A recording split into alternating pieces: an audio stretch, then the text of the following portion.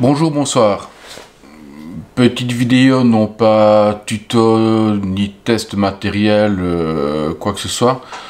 Juste une petite réflexion que je voudrais amener concernant les types de fils qui sont disponibles sur le marché, les types de cols qui sont également disponibles, et voir un petit peu comment il faut les choisir.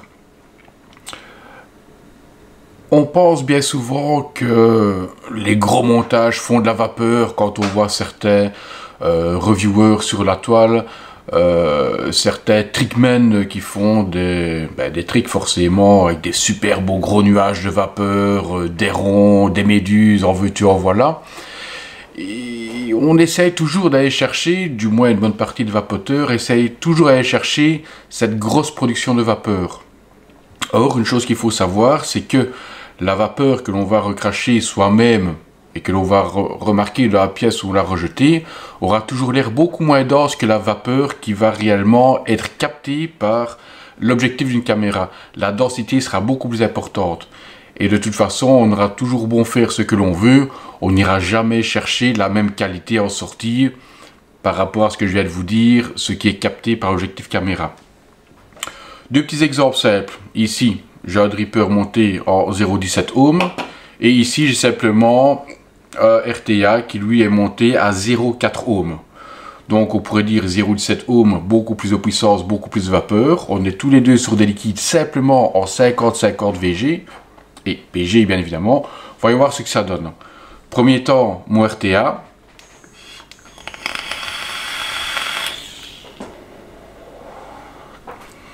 Et de la vapeur, ça a l'air violent. Pourtant, de ce que je constate à l'œil nu par rapport à ce que je vois en image retour caméra, c'est totalement différent. Mon dripper en 0,17.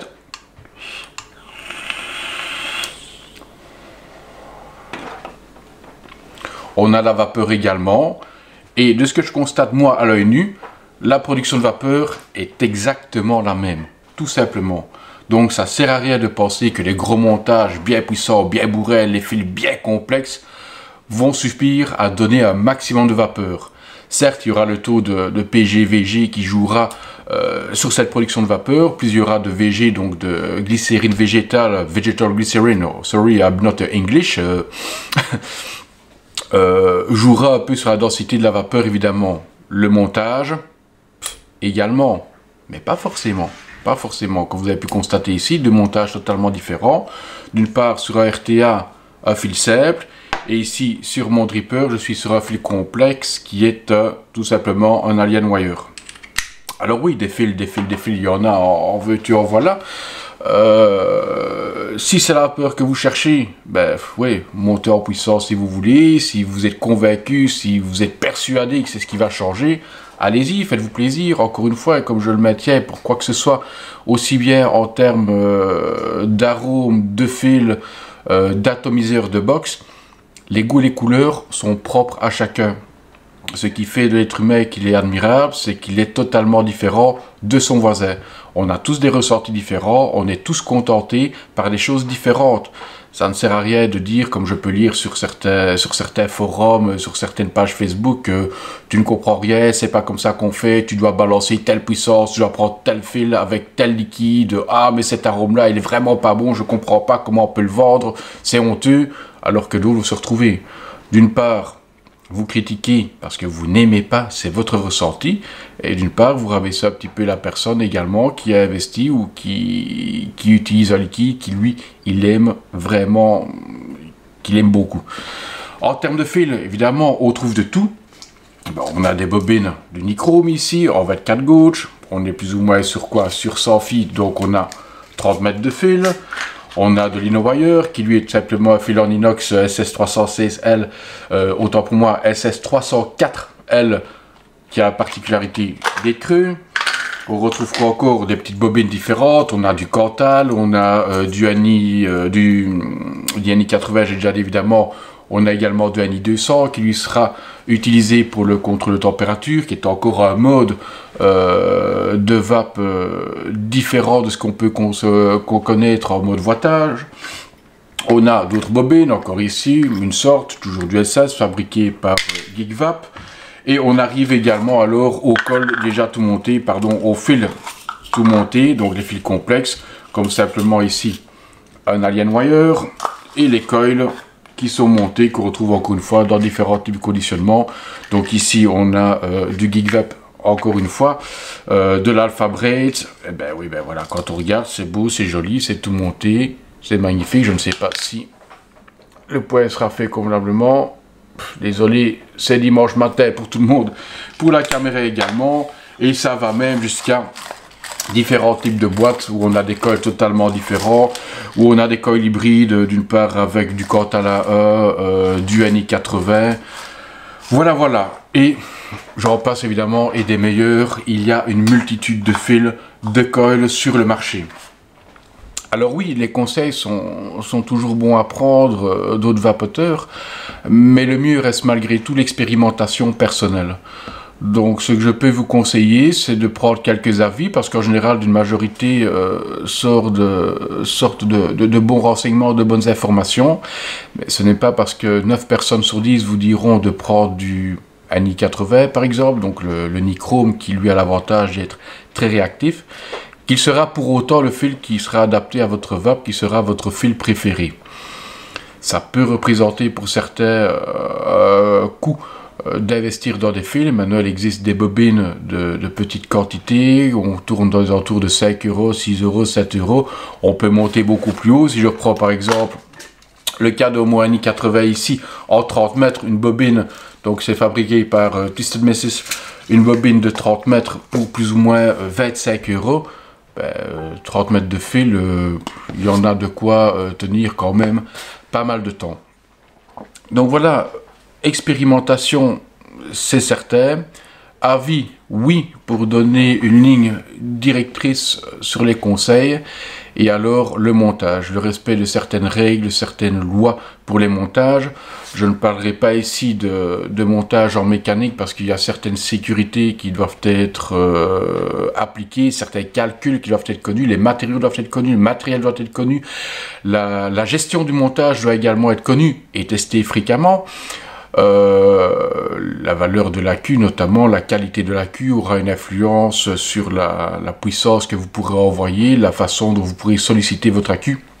Mais j'y reviendrai probablement dans une autre vidéo. Pour ce qui est du RTA, RDTA, donc le RTA, le tank reconstructible, le RDTA, le tank dripper reconstructible, donc c'est-à-dire que c'est un système dripper. On a également RDA avec les coils qui sont en dessous, le coton, autant pour moi, les coils qui sont au-dessus, le coton qui va tremper dans une cuve de fond. Quel que soit le modèle utilisé, quelle que soit la conception, le type de fil jouera ou pas. Tout simplement. Vous pouvez très bien faire, comme je le disais tout à l'heure, un montage gentil à 0,4 ohms, 0,5 ohms, qui enverra tout autant qu'un montage sur un fil complexe, qui sera beaucoup plus diesel, qui mettra beaucoup plus de temps à chauffer, qui lui tournera à 0,15 ohms. Tout simplement. La seule chose qui pourra changer dans l'envoi de densité de vapeur sera d'une part le coton utilisé, et la conception en elle-même de votre atomiseur.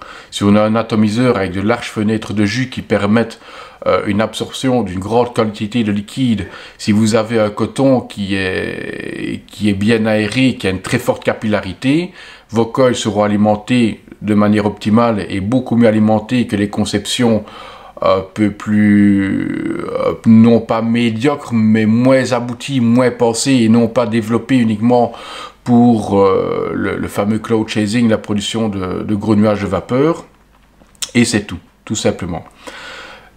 Autre petite chose, le rendu vapeur comparé au rendu saveur.